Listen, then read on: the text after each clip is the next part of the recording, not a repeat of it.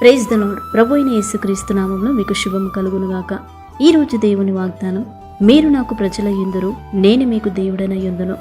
ఇర్మియా 30వ అధ్యాయము 22వ వచనం.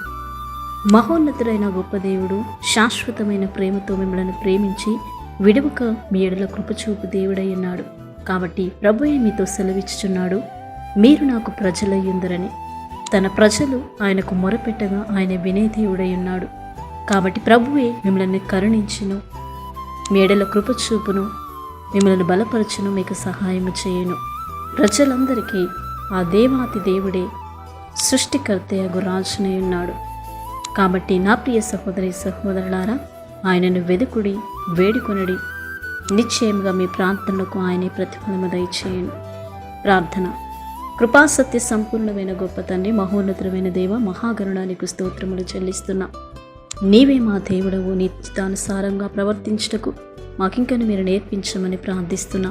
కృపగల దేవుడవు, దయగల దేవుడవు, అల్పులమైన మమ్మలను నీ కృపతో మీరు జ్ఞాపకము చేసుకునండి. మీరే సహాయము దయచేయమని, ఏదైనా దీవెనల చేత, ఆశీర్వాదముల చేత ప్రతి ఒక్కరిని నింపమని యేసు నామములో ప్రార్థించడానికి వేడుకుంటున్నాం తండ్రి. ఆమేన్.